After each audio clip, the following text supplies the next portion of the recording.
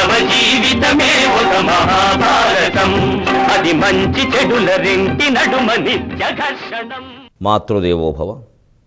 ఒడిలో నన్మరణించు తల్లిని మహాయోగంబునంజోచుచున్ జడుపుంజంకును లేక స్తోత్రముల వాచా వీచికారోచులన్ గుడిలో గంటలు మ్రోగినట్లు చదువన్ గుండెల్ కునారిల్ల కుండెడి ధైర్యం అది నీవు సంగినదియే ఈశాన దిగ్గామిని గుండెల్ కునారిల్ల కుండెడి ధైర్యం అది నీవు సంగినదియే ఈశాన దిగ్గా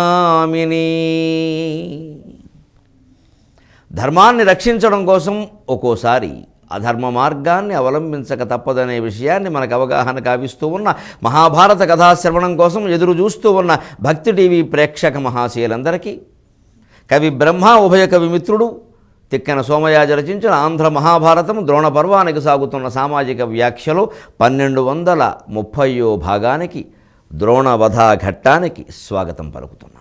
మానవ జీవితమే ఒక మహాభారతం, అది మంచి చెడుల రెంటి నడుమ నిత్య ఘర్షణం.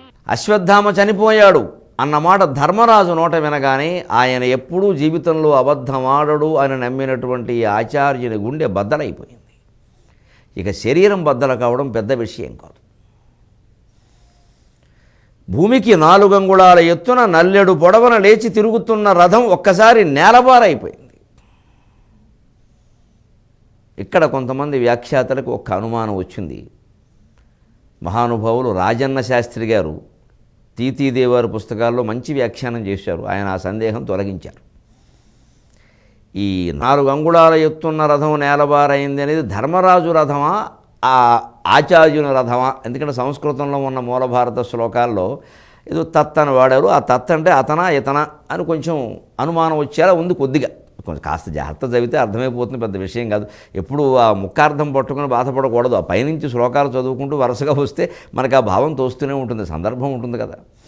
అంటే దాని గురించి అబద్ధం ఆడడం వల్ల ధర్మరాజు ప్రతిష్ట తగ్గిపోయి అంత ఎత్తున ఉన్న రథం కిందకు వచ్చిందేమో అన్న భావాన్ని కొంతమంది ప్రకటించారు. కానీ రాజన్న శాస్త్రి గారు మహానుభావులు మంచి వ్యాఖ్యాతను పెట్టారు. తీతీదేవారు సంతోషం.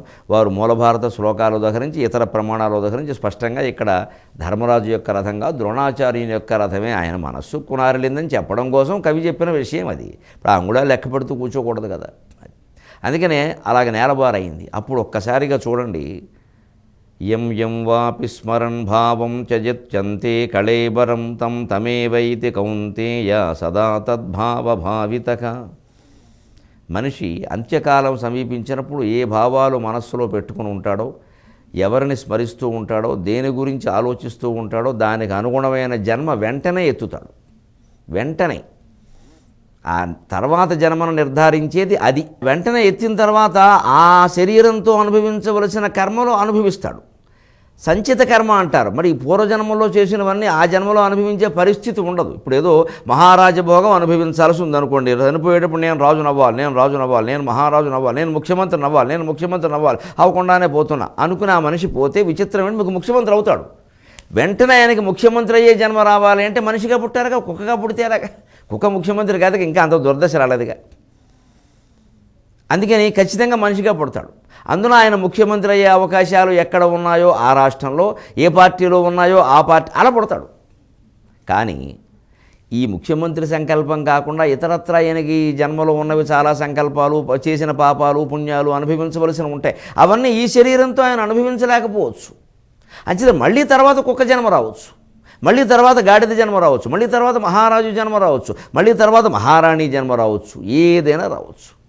విచిత్రంగా యోగ వాసిష్టంలో లీలావతి అని ఒక సరస్వతి భక్తురాలికి సరస్వతీదేవి అనుగ్రహం వల్ల ఒక్కసారి నీ పూర్వజన్మలు గుర్తు చేసుకో, ఏం పర్వాలా అని ఆవిడ నెత్తి మీద ఇలా చెయ్యి పెట్టి ఒక్కసారి ఆవిడకి దివ్య దృష్టి కలిగేలా చేస్తే 800 జన్మలు వరుసగా చెబుతుందండి. మన ఇల్లు బంగారంగా, మన ఇల్లే బంగారం అవ్వాలి, ఆవిడ ఇల్లు ఎలాగూ కాదు. ఆవిడ ఇల్లు అయింది సరస్వతి వాళ్ళు, ఇంకెందుకు. నాకు ఎంత ఆశ్చర్యం ఏంటంటే గ్రంథం చదువుతుంటే 800 జన్మలు వరుసగా చెప్పేస్తుంది. ఈ జన్మలో ఇది అయ్యాను, తర్వాత ఇది. అసలు ఎంత విచిత్రం. ఓ జన్మలో కుక్క, ఓ జన్మలో తొండ, ఓ జన్మలో ఏగ, వెంటనే మహారాణి, వెంటనే ఏమిటో ఓ చిన్న బ్రాహ్మణ అబ్బాయి, వెంటనే ఓ ఏనుగు. విచిత్రం అంతే. ఇవన్నీ చదివితే విద్యా వినయ సంపన్నే బ్రాహ్మణే గవి హస్తిని సునిచేవ స్వపాకేజ పండిత సముదర్శనక. ఎంత పండితుడైనా, ఏనుగైనా, కుక్కైనా, గాడిదైనా అందరిలోనూ సమానంగా ఉన్నదాన్ని చూసేవాడు పండితుడని ఎందుకన్నారో అర్థం. అందుకని అటువంటి గ్రంథాలు చదివి మన స్థిరమైనటువంటి ఆత్మజ్ఞానాన్ని వృద్ధి చేసుకోవాలి.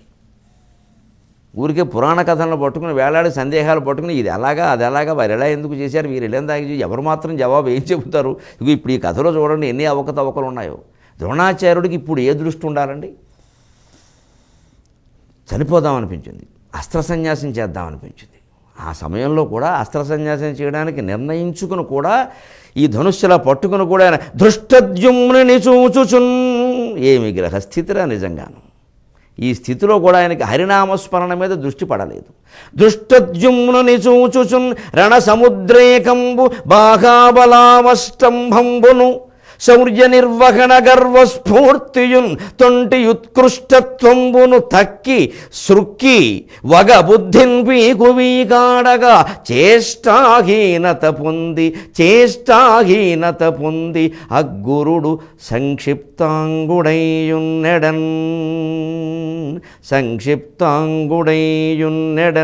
యస్మచ్చయేన చయదాచయదాచయచ్చ యావచ్చయత్ర చ శుభాశుభమాత్మకర్మ తస్మచ్చ తేన చ తథా చ తచ్చ తావచ్చ తత్ర చ విధాతృవశాదుపైతి నుదుటన్ వ్రాసిన వ్రాత మారదు గదా నూరేండ్లు చింతించినన్ లలాట లిఖితారేఖ పరిమార్ష్టం న శక్యతే. ఎన్నున్నాయండి చెప్పుకుంటే. దృష్టద్యుమ్నుని చూచుచున్, ఏమి కర్మ అసలు ఎందుకు ఆ విషయం వదిలేయచ్చుగా? వదిలేపోతున్నాడు. మనస్సులో రజోగుణ ప్రధానం కారణంగా నన్ను దృష్టద్యుమ్నుడే చంపుతాడు, ఇప్పుడు ఆయన ఎదురుగా లేడు, ఆయన చంపే అవకాశం లేదు ఈయన్ని.